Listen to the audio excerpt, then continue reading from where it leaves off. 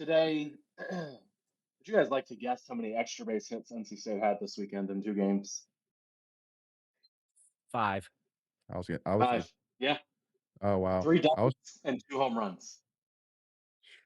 That's sad. That's sad. It's And sad. how It's many sad. runs did we actually have scored? It's kind of the part's crazy. Well, and they scored 13 against Auburn, right? So it's hard to sit here and complain about the offense in that game, right? Because Yeah. you scored 13 runs, you expect to be able to win that game. But I look at this game and I talked about it going in. I thought NC State's position player group had to win this regional for them. I didn't have a ton of expectations for the pitching. It played out that way, and I thought State had the best on paper, the best position player group in this regional. And if they showed up, I thought State would have a chance to win. And if they had shown up on Friday, I still think they could have had a chance to win despite giving up 9 runs. Um, and instead, it's five extra base hits, three doubles, two home runs. Um, it's not going to play. It's not going to play. State finishes second to last in the ACC in home runs, and for a team that again with the injuries you had on the pitching side, offensively just wasn't good enough. And so you expected the position player group to carry you here. It didn't happen. UCF's position player group is below average. They had a 97 WRC plus coming in, below average. They were much better than you on Friday night. Auburn's position player group was much better than you, and Milwaukee's position player group is was better than you. So, um, to me, look, I know you can point to the pitching. To me, I look at that and say, how can you expect to win games? And in particular, Friday night game. Again, you scored 13 on Saturday. It's hard to complain about that. The other thing I would point out, two stolen bases on the weekend. That's not good It's enough. Mhm. crazy. One or the other. Like, what is your approach to score runs? You've got to either play small ball, run, do all those things. Don't even play small ball. Just run the bases aggressively or hit for power. And State, as we've seen, it comes and goes. They did neither, and as a result, So what do you they think go their 0 strategy and 2. was? Curious, if they didn't approach it either way, what do you think their strategy actually was? That's what I'm getting at. That's kind of that's the ambiguous question. Like, I'm who worried that their knows? strategy. I'm worried the strategy was just try and string singles together. And I like at least for me, And like that's what I don't happens. like that. So I have 3 different stat pack numbers, and I'll let you guys choose, and one This is directly to Ethan what you just stack brought. pack numbers, No, right? but Okay. I think it's important. You can either choose the number 1, the number 0, or the number 14. 14's a bigger number. Let's go Oh, 14. we're going based off of the players here, aren't we? Not numbers. No, I see what you're doing there. Yeah, no, not a player number, but, No. uh, Okay. yeah, so 14. 14 left on base. Yeah. Hmm. The number Yep. 1, One home run. Yeah. 1 ACC team left in this tournament, and 0 pitches thrown by Ryan Marohn. Mm. Were you Oh, surprised I by didn't that? even think about that. That's crazy. Wow. I don't know, I it's mean, your stat pack. Which one do you want to unpeel there, Ethan? What was the one again? 1 ACC team left in this, tournament. Yeah, that is wild. That is wild, man. Oh, Georgia Tech. Oh, I kind of feel bad for them to be honest. I do too. And But the one is UNC, right? Yes. correct. yes, yeah. Yes. Um, 1-0-14. I mean, you got to point to the runners left on base, right? And again, Yeah. this is why I look at the power because, like, to me, batting average is just like I know it's the number one stat in baseball. It's not something I value a ton because it just fluctuates so much. It's based on other things, random things. Like you can't necessarily control batting average as much as you can control hitting for power, as Right. much as you can control stealing bases. And so you're going to run into situations where you leave runners on base. Well, guess what? Against Auburn, State was 5 for 9 with runners in scoring position. Mhm. 5 for 9. That's a good number. It is. That's a good number. Are they better offensively because they did that on Saturday and not on Friday? No, it's the same offense. It's struggling to hit for power. It's not running. It's just, oh, conveniently you ended up with a few hits and runners in scoring position. So you scored a few more runs. What can I rely on to score runs when it doesn't matter if somebody's in scoring position? Hitting for power. And so, eh, again, I look at that and I don't feel like UCF won that game because they hit with runners in scoring position. I look at They it hit as 3 UCF bombs. won. They hit 3 bombs, 4 bombs, 4 bombs, yeah. and they hit Yep. another one off the top of the fence. Yeah. Mhm. Yep. You Well, know, and So to me, very frustrating to see NC State's position player group just get completely outclassed by UCF on Friday because their position player group is not better than NC State's. Yeah. Well, and especially too as well, because like Greg, I know when we had talked last week, I had specifically said two things. The key to the series really for me was uh um runners left on base. Can you limit the runners left on base? When you get in a position where you can bring a run in, can you take advantage and make them pay for it? And then number two, I'd guaranteed and said, I have zero doubts in my mind you are going to see NC State's best baseball against UCF because there's not a team in the tournament that has more to play for than NC State. And unfortunately, I don't think you really saw either of those really happen. Well, I think the other part that we haven't talked about in the stat pack, right, is Yeah. I'll even throw the number 2 out, right? You had 2 key players that were just dealing with some injuries this weekend, and Sherman Johnson, who just gave everything he had. In between innings, he's wearing a heating pad just to kind of stay loose. And then you had Ty Head dealing with a groin. He definitely wasn't his self. And you'd gotten some power of late from both of them, right? I mean, like Head was one of your top 2. Was he the leader, Ethan, in home runs, or was he second? I think he was Yeah, the leader. Leader. yeah, He he was the led the team leader. in home Yeah. runs. So he's And dealing Sherman with the Johnson was your best player down the stretch. Like correct. he was Yeah. carrying the offense. Correct. Mhm. And then the pitchers, right? But again, we dealt half the year without those. Um, it's just it's just the crap sandwich that we ended up having to be served. And it's over. We're gonna move on. I think we're gonna be better. Yep. There's still, even with Coach Hart at the helm now, there's still a lot of uncertainty. And again, I know Ethan and I and whoever wants to jump on that conversation will be definitely recording that because there will be some question marks moving forward. Yeah. But not at the coaching part of it, just No. what the roster looks like. Yeah, absolutely. And to wrap it up here for Ethan's stat pack, what's crazy is that Auburn between tonight and tomorrow has to win both games. Milwaukee only has to win one to make it to supers, but yet pair ratings gives Auburn a 90% chance to win the regional. Well, Auburn they're in the already final won game one. right now. Yeah, Oh, Auburn is this already the won final one. game? Yeah, Okay. Auburn already Gotcha. won. They ended up mean, playing it last it's night, even though it was listed as this morning. well, that's dude, I'm I telling think you, it started this morning. Did the it start this scheduling's been morning? a nightmare. Oh, yeah, I see It what you're saying. started Yeah, at yeah, like yeah. 11 p.m. Yeah, yeah, It yeah. was Oh very my late. gosh. Yeah, for some reason though, the ESPN app had it starting at 8 a.m. So, but that didn't happen. Oh, See, that's crazy. Yeah, because Yeah. I got to work and I'm like, just checking the score, and I'm like, oh, it was already played. That doesn't make sense. But anyway, Yeah. yeah, no, I think Uh, Milwaukee's in real trouble, unfortunately, which sucks. They've yeah. definitely been the darling. But no, Cinderella. yeah, that too. But like number 1, number 2, both got knocked out of this tournament. Like baseball is just different, man. It's just different. yeah. But anyway, That's right. Yeah. Well, with that being said, speaking about being different, speaking about being a little annoyed, being a little frustrated, it's time to switch to a Tuffy Talk classic, Grandma Gears. You know what really grinds my gears?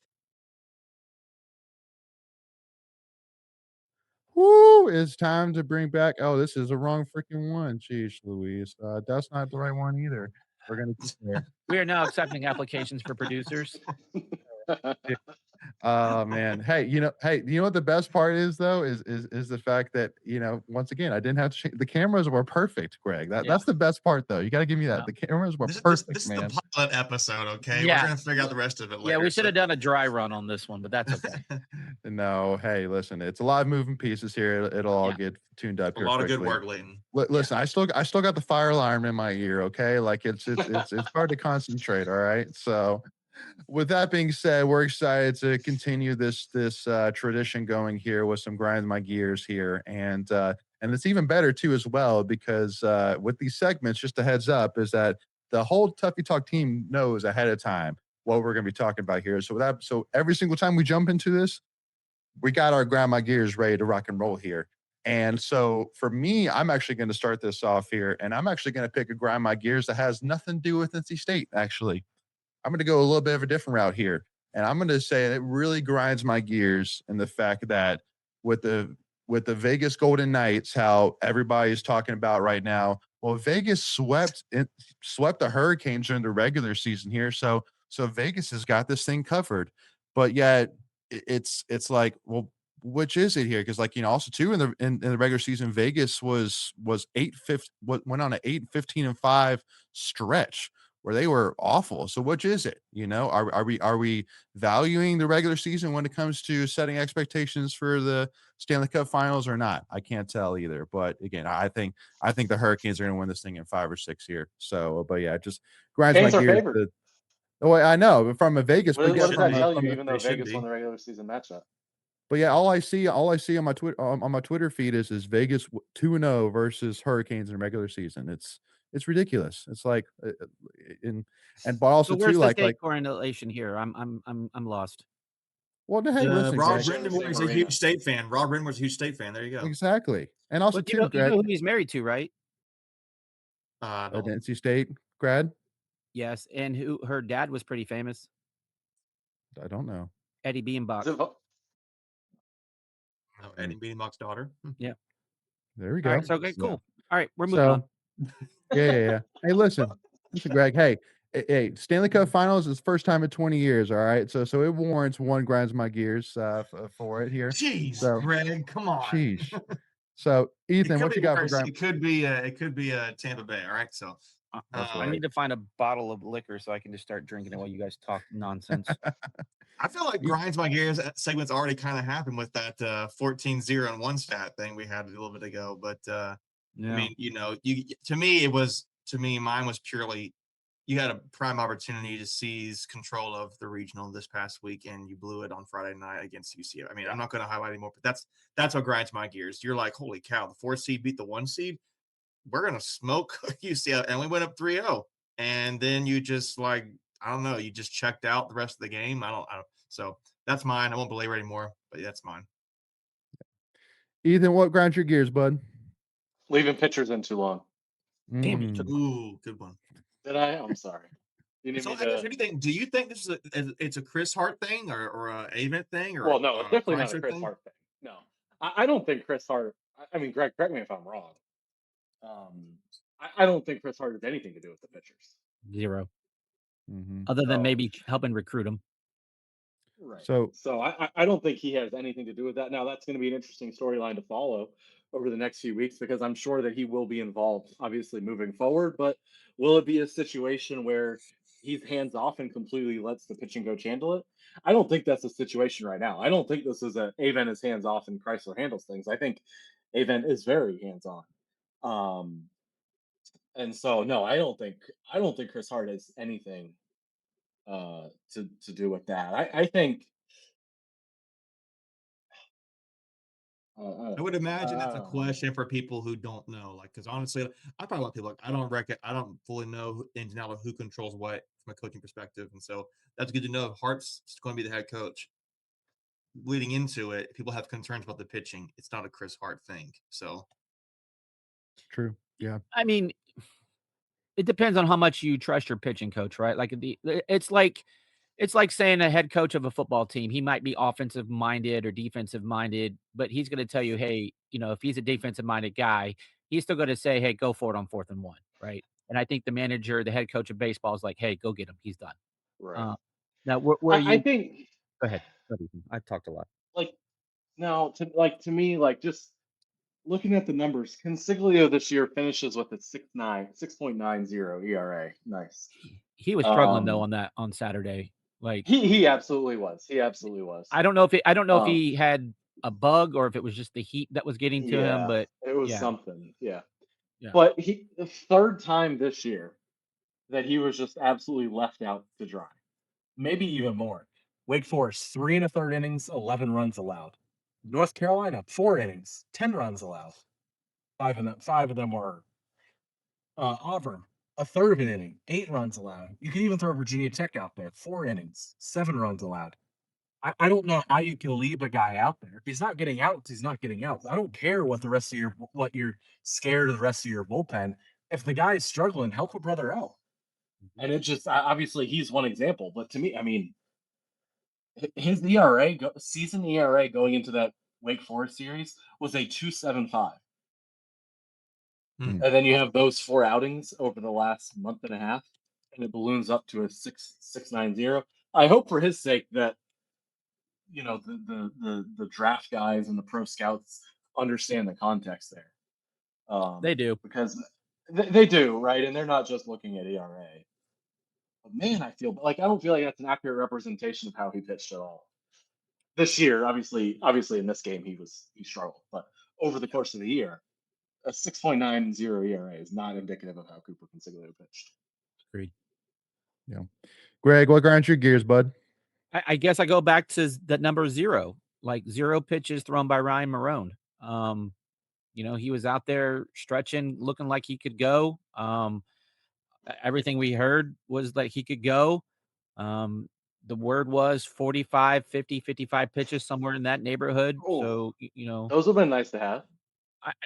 if all that was true that I heard, if it absolutely was, and I have no reason not to believe it. So how do you not go to him when you cut the lead to 3 at 10-7 in the Auburn game, where you needed a couple of shutdown innings to kind of catch the last 3 runs, and we did catch them, right? We got to 13 runs in that game. Again, I don't know, and so I'm kind of piggybacking here after Ethan on this, but I think you can expand it even further, right? Like, I just think it just felt like over the last couple of years that at times, and again, it's easy to armchair quarterback this thing and look at it after the fact, but these squads were too good not to get more from their pitching staff. And I don't know what caused that, right? Is it mismanagement? Is it not using guys properly and effectively in the roles that they could be, aligned to? I don't know. So again, that's, Ethan mentioned one of his storylines. My storyline is, how is the pitching staff going to look moving forward? Because again, I don't think it's a talent issue. When you go back and look at the pitchers that were in this draft class, a couple of them have moved on, but like, we had dudes in this draft class that came through. So yeah, that's my grind my gears is, And I look back at I look back at last year. It's like, you know what? This year you lost Marohn and Duden 100%.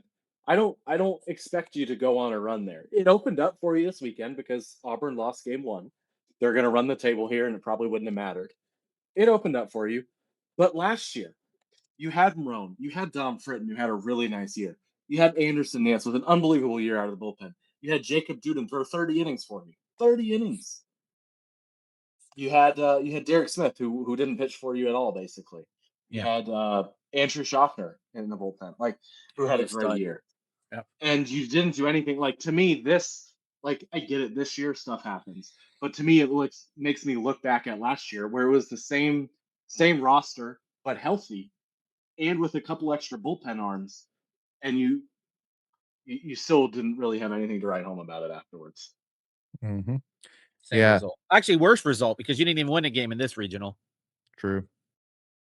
Yeah, that's a grind my gears by itself for sure. If you were to imagine, and because that kind of piggybacks into the other grinds my gears is all the trolls saying, "See, NC State shouldn't have been in the tournament. See, they went 0-2." State agreed. It looked like to me. It looked like they agreed.